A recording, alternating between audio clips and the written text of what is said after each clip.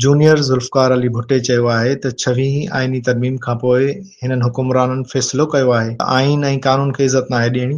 सूबनि जे पाणी ऐं ॿियनि वसीलनि ते हक़ बि तस्लीम न पिया कनि। ठठे में पेपे शहीद भुट्टो जे अॻुवाण लखमीर पालारी जे भाउ नज़र पालारी जी वफ़ात ते ताज़ियत करण खां पोइ सहाफ़ियुनि सां ॻाल्हाईंदे ज़ुल्फ़िकार जूनियर वधीक चयो त पाणी रुॻो पंजाब ऐं सिंध जो मसइलो न आहे, हाणे पंजाब जा माण्हू बि आवाज़ उथारे रहिया आहिनि, छाकाणि जो पंजाब जे माण्हुनि जी ज़मीननि ते बि कब्ज़ा थी रहिया आहिनि। हिन चयो त कारपोरेट फार्मिंग जो असल मक़सद हुकुमराननि पारां प्रॉफिट कमाइण आहे। हीउ मंसूबो ग़रीब अवाम खे खाराइण जो मंसूबो न आहे। कारपोरेट फार्मिंग जे नाले ते मुल्क जे ग़रीब पोरियतनि ऐं हारियुनि जी कमाई खे ॿाहिरि विकिरो कयो वेंदो त जीअं इहे हुकुमरान कमाई करे सघनि। जूनियर ज़ुल्फ़िकार अली भुट्टे सहाफ़ियुनि जे सवालनि जो जवाब ॾींदे वधीक चयो त हुकुमराननि जूं पॉलिसियूं असां ग़रीब अवाम जे हक़ में न आहिनि, न ई इहे ज़मीनूं असां जूं आहिनि। कैश क्रॉप जे नाले सां ज़मीनुनि मां उपत कमाए ॿाहिरि उमाणी वेंदी। हिन चयो त ईअं महसूस करायो पियो वञे त सिंध सिराइकी बेल्ट पाकिस्तान जो हिसो न आहिनि, बल्कि हिकु ॿी कॉलोनी आहिनि। अंग्रेज़ जीअं असां ते कब्ज़ो कयो तीअं ई बि करे रहिया आहिनि। हिन खां अॻु पीपल्स पार्टी शहीद भुट्टो जो चेयरमैन ज़ुल्फ़िकार अली जूनियर घारो हिंगोरा हाउस पहुतो, जिते ग़ुलाम रसूल हिंगोर जे भाउ ग़ुलाम नबी हिंगोर जे तॾे ते संदसि भाइरनि सां ताज़ियत कई।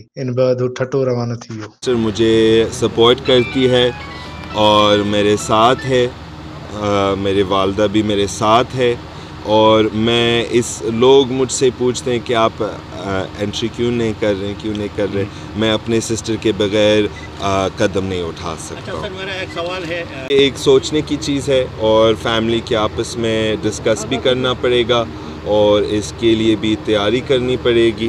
तो कोई फ़िलहाल मेरे ऐलान नहीं है इसके।